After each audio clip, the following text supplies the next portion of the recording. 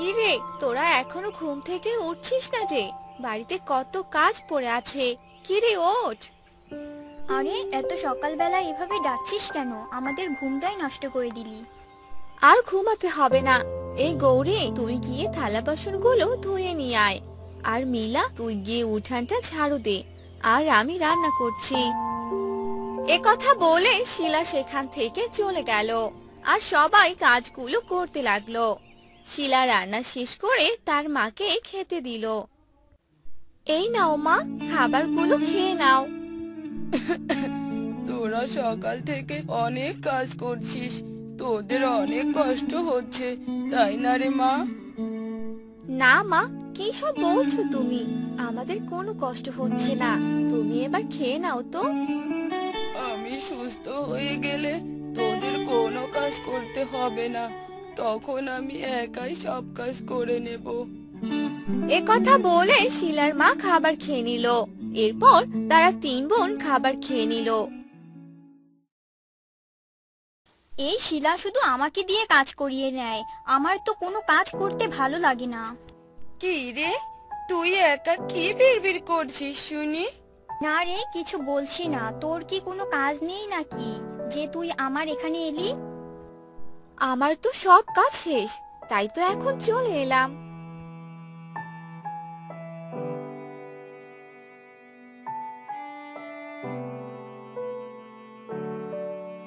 দিদি, আরে ও দিদি, বাড়িতে আছো?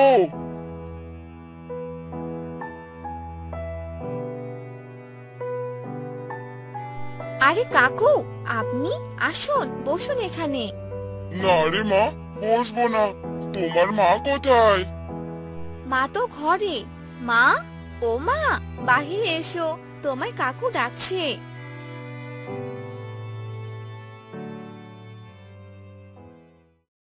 আরে দাদা, আপনি তা কি মনে করে?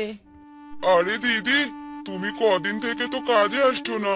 ওদিকে মোড়ল মশাই বললেন তোমায় নিয়ে যেতে, তাই তো চলে এলাম। কিন্তু আমি তো অনেক অসুস্থ, তাই তো কাজে যেতে পারিনি। এখন আবার কি করে যাব? মোড়ল মশাই বলেছে আজ যদি তুমি কাজে না যাও তাহলে তো তোমাকে কাজ থেকে বের করে দিবে। না না, এ কি বলছেন দাদা? কাজ না করলে তো সংসার চলবে না। আমাকে যে কাজ করতেই হবে। চলেন চলেন, যাই তবে। না মা, এ কি বলছো তুমি? তুমি তো অনেক অসুস্থ। আর এই অবস্থায় কাজ করবে কি করে? তোমায় কাজ করতে যেতে হবে না। কাজ না করলে সংসার কি করে চলবে মা? আমায় যে কাজে যেতেই হবে। তুমি বাড়িতেই থাকো, আমি কাকুর সাথে যাই। আর আজ থেকে আমি মোড়লের বাড়িতে কাজ করব। কিন্তু তুই তো ওসব কাজ করতে পারবি না, সারাদিন কাজ করতে হবে। তোর অনেক কষ্ট হয়ে যাবে রে মা। তুমি আমায় নিয়ে কোনো চিন্তা করো না তো, আমি সব কাজ করতে পারবো। শিলা মা, চলো তাহলে যাওয়া যাক। এরপর শিলা সেই লোকটির সাথে মোড়লের বাড়িতে গেল। আর সেদিন থেকে মোড়লের বাড়িতে সব কাজ করতে লাগলো। এভাবেই কেটে গেল বেশ কয়েকদিন।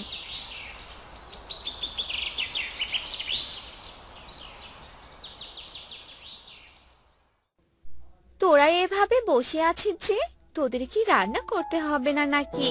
ওদিকে তো মা একাই কাজ করছে। আমরাও তো সকাল থেকে অনেক কাজ করলাম, এখন আর কোনো কাজ করতে পারবো না। তোরা এভাবে কেন বলছিস? আমরা যদি সবাই মিলে একসাথে কাজ করি তাহলে আমাদের সব কাজ তাড়াতাড়ি শেষ হবে আর কষ্টও কম হবে। এ কথা বলে শিলা সেখান থেকে চলে গেল। আর গৌরী মনে মনে বলতে লাগলো, শিলা তো একদম ঠিক কথাই বলছে। আমরা সবাই একসাথে কাজ করলে তাড়াতাড়ি কাজগুলো শেষ হবে। এরপর রাতেই তারা খাবার খেয়ে ঘুমিয়ে পড়ে।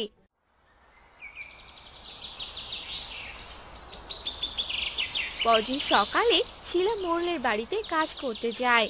গৌরী উঠোন ঝাড়ু দেয়, এরপর রান্না করে। আর মিলা থালা বাসন ধুয়ে আনে আর সবজির বাগানে পানি ঢেলে দেয়। এভাবেই তারা তিন যমজ বোন কাজ করতে থাকে।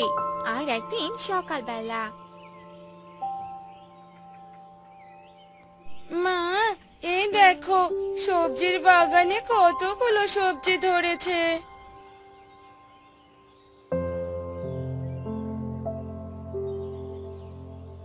আরে তাই তো, এই সবজিগুলো বরং বাজারে বিক্রি করে দে, তাহলে কিছু টাকা পাওয়া যাবে। ঠিক আছে মা, আমি বরং আজ বিকেলে এগুলো বাজারে নিয়ে যাব। বিকেলবেলা মিলা সেই সবজিগুলো নিয়ে বাজারে গেল আর সেগুলো ভালো দামে বিক্রি করলো। এরপর বাড়ি ফিরে এলো। এই দেখো মা, সবজিগুলো বিক্রি করে আমি 100 টাকা পেয়েছি। এবার থেকে আমি সবজির বাগানে বেশি বেশি খেয়াল রাখবো, তাহলে আরো বেশি বেশি ফলন পাবো।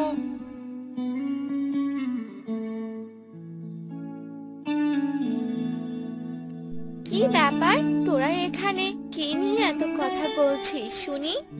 এই দেখ শিলা, আমি সবজি বিক্রি করে কতগুলো টাকা পেয়েছি। আরে, আমাকেও মোড়ল মশাই কাজের টাকা দিয়েছেন।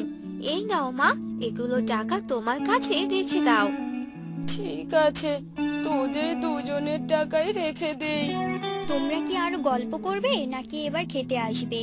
তোমাদের জন্য আমি রান্না করেছি। চল, তোরা এবার সবাই একসাথে খাবার খেয়ে নে। এরপর তারা খাবার খেয়ে নিল আর আস্তে আস্তে তারা ধনী হতে লাগলো।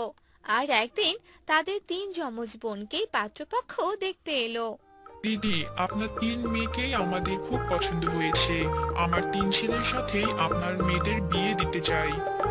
এটা তো খুবই ভালো কথা, আমি এই প্রস্তাবে রাজি আছি। তাহলে আগামী 10 তারিখেই বিয়ের দিন ঠিক করা হলো। এ কথা বলে ছেলের বাবা সেখান থেকে চলে গেল। আর তখনই তারা তিন যমজ বোন তার মায়ের কাছে এলো। এটা তুমি কি করলে মা? আমাদের বিয়ের দিন ঠিক করে ফেললে, কিন্তু তোমাকে একা রেখে আমরা যাব কি করে? আমাকে নিয়ে তোদের ভাবতে হবে না রে, তোরা মাঝে মাঝে এসে আমার সাথে দেখা করে যাবি, তাতেই হয়ে যাবে। এরপর তাদের তিন বোনের বিয়ে হয়ে যায় আর তারা তিন বোন একসাথে সুখে শান্তিতে থাকতে লাগে। এভাবেই 1 মাস কেটে যায়। অনেকদিন হয়ে গেল মায়ের সাথে দেখা হয় না। চল আজকে মায়ের সাথে দেখা করে আসি। ঠিক আছে, চল যাই। এরপর তারা তিন বোন তার মাকে দেখতে আসে আর এভাবেই তাদের দিন খুব ভালোভাবে যায়। তারা তিন বোন সুখে শান্তিতে দিন কাটায়।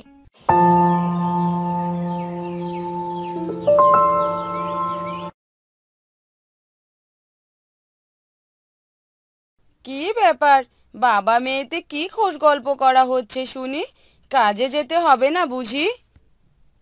তোমার মেয়ের নাকি নতুন জামা লাগবে গিন্নি। এখন তো কাজও নেই, কিভাবে ওর জন্য নতুন জামা নিয়ে আসি বলো তো? ছুটকি, তুই এখন নতুন জামা নিয়ে কি করবি শুনি? বাবার অভাব কবে বুঝতে শিখবি শুনি তুই? কয়েকদিন পর রানুর জন্মদিন, সবাই নতুন জামা পরে ওর জন্মদিনে যাবে। থাক, আমার নতুন জামা চাই না। রাগ করিস না মা, দেখি মোড়ল মশাই থেকে কিছু টাকা পাই কিনা। থাক, লাগবে না নতুন জামা।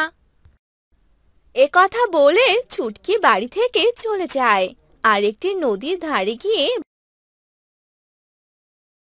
বসে কান্না করতে থাকে। অন্যদিকে ছুটকির বাবা রমেশ মোড়লের কাছে যায় আর মোড়লকে বলতে থাকে। মোড়ল মশাই। কি রে রমেশ, কি বলবি? তোর চোখে মুখে তো অন্য কিছু। কি ব্যাপার, খোলসা করে বলতো। না মানে মোড়ল মশাই, আমাকে 500 টাকা যদি ধার দিতেন তাহলে খুব ভালো হবে।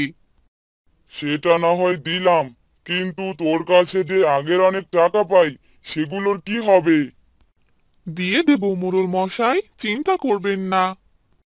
দিয়ে দেব না, তুই 3 দিনের মধ্যে আমার সব টাকা সুদ সমেত ফেরত দিবি, নয়তো তোর বাড়ি ভিটা আমার নামে করে দিতে হবে।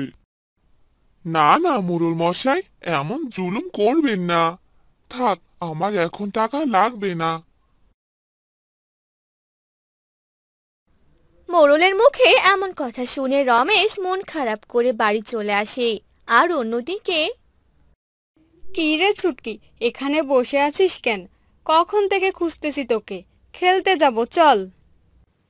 না, আমি খেলতে যাব না, তুই যা। কেন রে, কি হয়েছে? জানিস, বাবাকে বলেছিলাম একটা জামা কিনে দিতে। বাবার কাছে নাকি টাকা নেই। আমি বাড়ি যাব না, তুই যা। মন খারাপ করিস না, দেখবি টাকা হলে এখনই কিনে দিবে। থাক, ওরা সবাই আমার জন্য অপেক্ষা করছে। এরপর রানু সেখান থেকে চলে যায়। আর ছুটকি মন খারাপ করে বসে থাকে। আচ্ছা, ওখানে ওটা কি? তখন থেকে দেখছি জল জল করছে। দেখি তো সামনে গিয়ে।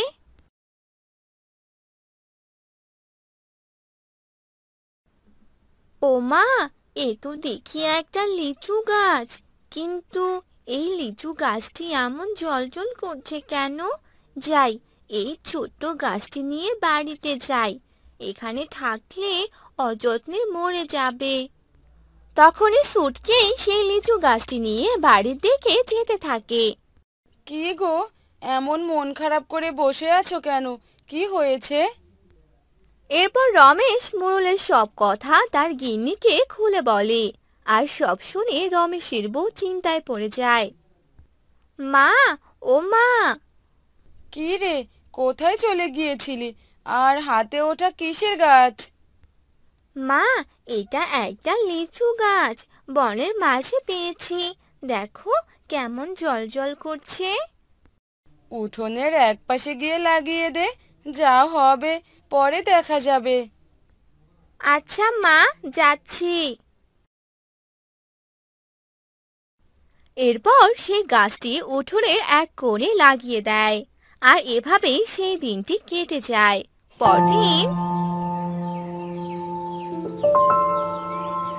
পরদিন তোর বাবা সেই কখন গেছে কাজ করতে, কে জানে কোনো কাজ পেলো কি না। তখনই সেখানে রমেশ চলে আসে আর বলে, না গো গিন্নি, কোনো কাজ পেলাম না, কিন্তু বাইরে বেরিয়ে এসো। কেন বাবা, বাহিরে কি আছে? তারা সবাই মিলে বাহিরে বেরিয়ে আসে। আর দেখে ছুটকির কালকে যে ছোট লিচু গাছ রোপণ করেছিল তা আজ অনেক বড় হয়ে গেছে। আর তাতে থোকায় থোকায় লিচু পেকে আছে। কি অবাক কাণ্ড! কালকেই তো এত ছোট একটি গাছ ছুটকি নিয়ে এলো। ভগবান আমাদের উপর মুখ তুলেছে এসে। যাই, কিছু লিচু বাজারে বিক্রি করে দিয়ে আসি। আর আজ সুটকির জন্য একটা লাল টুকটুকে জামা নিয়ে আসবো। রমেশ গাছ থেকে কিছু লিচু পাড়ে। আর একটু পর লিচুগুলো বাজারে নিয়ে গিয়ে বিক্রি করে। ছুটকির জন্য জামা কিনে নিয়ে আসে। আর এভাবেই লিচু বিক্রি করে রমেশের সংসার খুব ভালোই কাটছিল। কিন্তু মোড়ল একদিন ছুটকির বাড়িতে আসে। রমেশ, এই রমেশ, বাড়িতে আছিস? মোড়ল মশাই যে। শুনলাম তোদের বাড়িতে নাকি খুব সুস্বাদু একটা লিচুর গাছ হয়েছে। শোন, এটা আমাকে দিয়ে দে। এটা আপনি কি বলছেন মোড়ল মশাই? আমি আপনাকে দিতে পারবো না।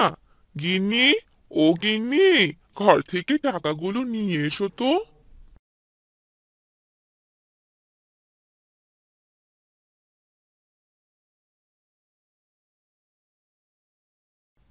এই নিন মোড়ল মশাই আপনার টাকা, সুদ সমেত দিয়ে দিয়েছি। আশা করি আর কখনো আপনি আমার এই বাড়ি ভিটের উপর নজর দিবেন না। মোড়ল টাকা নিয়ে হতাশ হয়ে চলে যায়। আর ছুটকি তার পরিবার নিয়ে খুব সুখেই বাস করতে থাকে।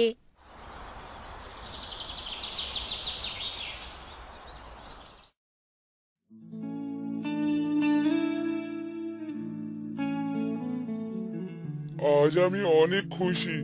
আমার এই রাজ্যে এক কন্যা সন্তানের জন্ম হয়েছে। আজ এই রাজ্য অনুষ্ঠান হবে। আপনি সত্যি বলছেন রাজা? আপনি কন্যা সন্তান হওয়াতে খুশি হয়েছেন? হ্যাঁ রানী মাধবী, আমি আজ অনেক খুশি। সিপাহীকে খবর দাও, আজ আমার রাজ্যের সবাইকে যেন নিমন্ত্রণ করে।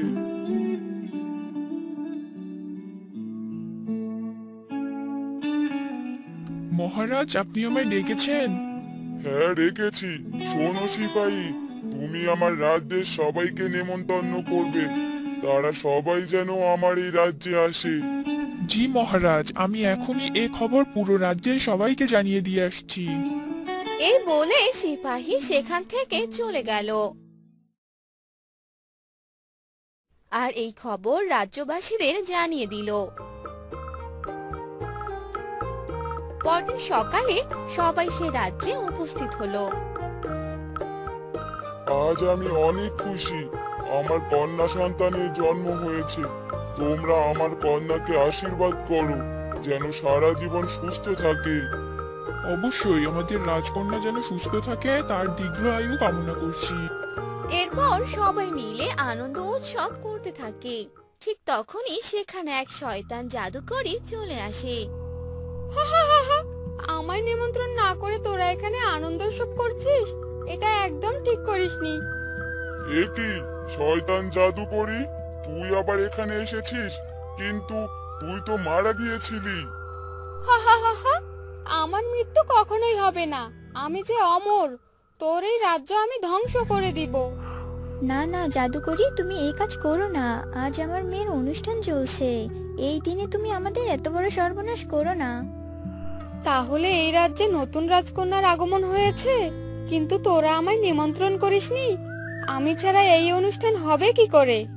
আমাদের ভুল হয়েছে, এরকম আর কখনো হবে না। আমি কখনো কাউকে ক্ষমা করি না। তাই আমি তোর কন্যাকে অভিশাপ দিলাম। সে একজন কুশবরণ কন্যা। না, এই তুমি কি বললে জাদুকরি? আমার মেয়েকে এই অভিশাপ থেকে মুক্ত করো। হ্যাঁ জাদুকরী, তুই আমার কন্যাকে অভিশাপ থেকে মুক্ত কর। তোর মেয়েকে আমি মুক্ত করব না, তবে এর উপায় আমি বলে দিতে পারি। কি উপায় জাদুকরি? তাড়াতাড়ি বলো। তোর কন্যার যখন 18 বছর পূরণ হবে, আর 18 বছর পর যখন কেউ এই কুশবরণ কন্যা হিসেবেই বিয়ে করতে রাজি হবে, আর সেই বিয়ের পরেই তোর কন্যার এই অভিশাপ থেকে মুক্তি পাবে। এ কথা বলেই সেই শয়তান জাদুকরী সেখান থেকে চলে গেল। আর রানী কান্না করতে লাগলো। আমার কন্যার যে কি অবস্থা হলো।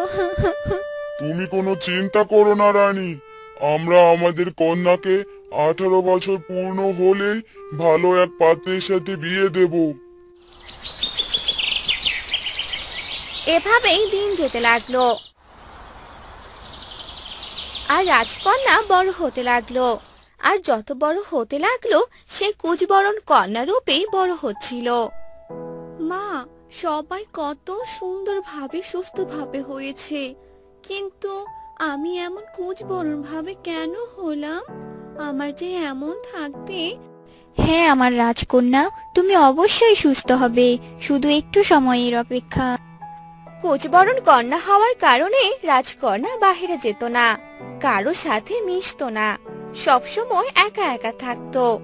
আর আকাশের দিকে তাকিয়ে বলতো, হে আমার প্রভু, আমি কি কখনো সুস্থ হব না? এভাবেই সারাদিন রাত সে আকাশের দিকে তাকিয়ে থাকতো। এভাবেই দিন বছর যেতে লাগলো। আর এক সময় রাজকন্যার 18 বছর পূর্ণ হলো। রাজা, আপনার মেয়ের যে 18 বছর পূর্ণ হয়েছে, এবার যে তাকে বিয়ে দিতে হবে। আপনি বিয়ের ব্যবস্থা করুন। এখন আমি কি করব রানী? কে আমার এই কুশবরণ কন্যাকে বিয়ে করতে চাইবে? আপনি বরং কন্যার বিয়ের কথা রাজ্যের সবাইকে জানিয়ে দিন। আমরা নিশ্চয়ই একজন ভালো মনের মানুষ পাবো, যে আমার কন্যাকে নিজ ইচ্ছে বিয়ে করতে চাইবে। ঠিক আছে রানী, আমি তাই করছি। এরপর রাজা তার রাজ্যে ঘোষণা দিলেন। এ কথা শুনে অনেকেই রাজকন্যাকে বিয়ে করতে চাইলো।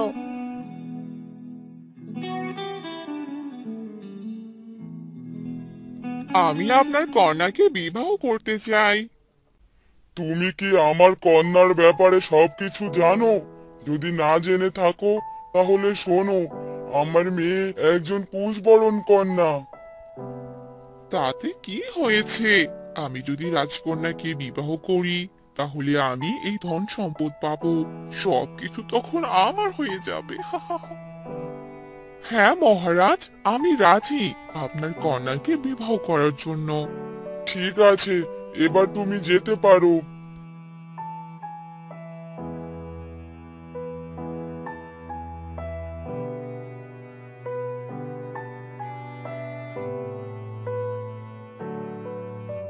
তুমি এই ছেলের সব খোঁজ খবর নাও।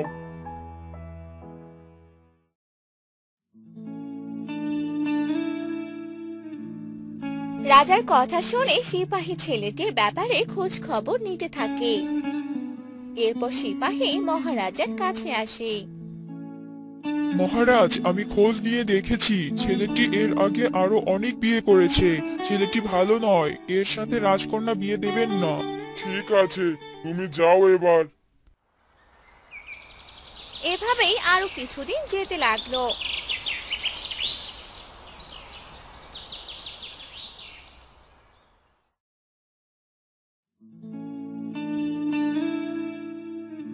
আর একদিন এক ছেলে রাজকন্যাকে বিয়ে করার প্রস্তাব নিয়ে এলো। রাজা তার ব্যাপারে খোঁজ নিল। মহারাজ, এই ছেলে অনেক ভালো, নিজে অনেক গরিব তবুও অসহায় মানুষদের সাহায্য করে, নিজে না খেয়ে তাদের খেতে দেয়। এই ছেলে রাজকন্যার যোগ্য, আর রাজকন্যার ব্যাপারে সব জেনেই সে এই বিয়েতে সম্মতি দিয়েছে। অবশেষে আমি এক উপযুক্ত পাত্র পেলাম, আজ আমার অনেক আনন্দ লাগছে। এরপর রাজা তার কন্যাকে সেই ছেলের সাথে বিয়ে দিল। বিয়ে হওয়ার পরপরই রাজকন্যা একদম ঠিক হয়ে গেল, তার অভিশাপ থেকে মুক্তি পেল। মা দেখো, আমি একদম ঠিক হয়ে গেছি, সোজা হয়ে দাঁড়াতে পারছি। তোমায় অনেক ধন্যবাদ, আজ থেকে তুমি হলে আমার রাজকুমার। এরপর রাজা সেই রাজকুমারকে রাজ্যের সব দায়িত্ব দিয়ে দিল, আর রাজকুমারও তার সৎ মন মানসিকতার দ্বারা রাজ্য পরিচালনা করতে লাগলো।